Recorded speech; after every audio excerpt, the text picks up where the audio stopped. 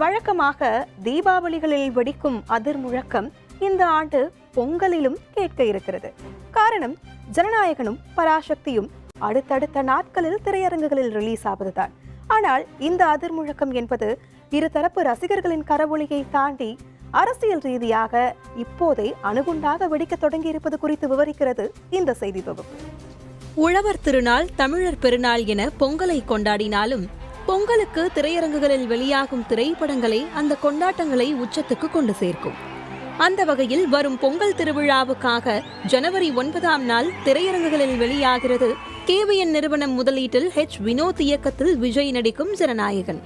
தவேகாவை தொடங்கியதும் தனது சினிமா பயணத்துக்கு முற்றுப்புள்ளி வைப்பதாக விஜய் அறிவித்த நிலையில் ஜனநாயகன் தான் இறுதிப்படம் என தெரிவிக்கப்பட்டது. இதனால் தவேக தொண்டர்களும் விஜய் ரசிகர்களும் ஏகப்பட்ட எதிர்பார்ப்பில் ஜனநாயகன் படத்துக்காக கொண்டாட்ட மனநிலையில் இருந்து வருகின்றனர். ஆனால் இந்த கொண்டாட்ட மனநிலையில் அணுகுண்டு போட்டிருக்கிறது பராசக்தி.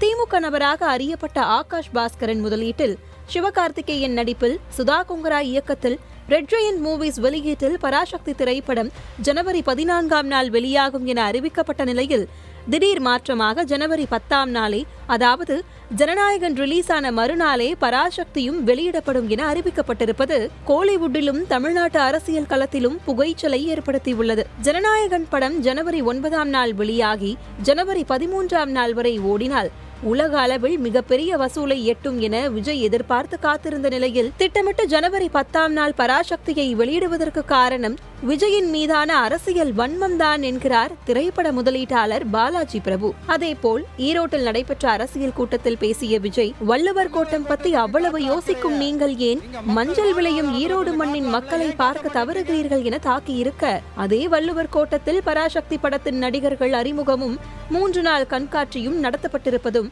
அரசியல் ரிவெஞ்ச் என்கிறார்கள் நெட்டிசன்கள். தவேகாவை தொடங்கியதிலிருந்தே திமுகவை தீய ஆற்றல் என விஜய் குறிப்பிட்டு வரும் நிலையில் விஜயின் இறுதி படத்துக்கு பராசக்தி மூலம் ஆப்படிப்பதுதான் திமுகவின் திட்டம் என்கிறது கோலிவுட் பற்றி. திமுக ஆட்சி அமைந்தது முதலே கோலிவுட் என்பது ரெட் ஜெயண்டின் ஆக்டோபஸ் கரங்களில் தான் சிக்கி தவிக்கிறது. அதன் பிடியிலிருந்து தப்பி திரைப்படங்களை உருவாக்குவதும் வெளியிடுவதும் கடினம் என்றாலும் விஜய் படங்களை ரெட் ஜெயண்டால் கட்டுப்படுத்த முடியாத கோபமும் ஜனநாயகன் மீது திரும்பியிருக்கிறது எனவும் கோலிவுட்டில் பேசப்படுகிறது. அதேவேளை ஜனநாயகன் தெலுங்கு படமான பகவந்த் கேசரியின் ரீமேக் என கூறப்படுவதால் எதிர்பார்த்த வருமானம் இருக்காது எனவும் கோலிவுட்டில் ஒரு டாக் ஓடிக்கொண்டுதான் இருக்கிறது.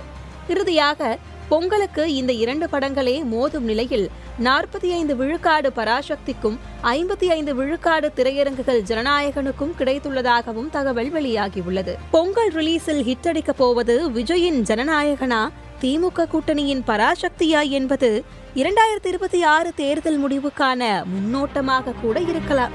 வேந்தர் செய்திகளுக்காக சுரேஷ்குமார் ஜெயராமன், கோபி கிருஷ்ணமணி மற்றும் ஆசாத். உங்களுக்கு தான் டிவிக்கே ஒரு பொருட்டே இல்லல, அப்புறம் ஏன் கதறீங்க?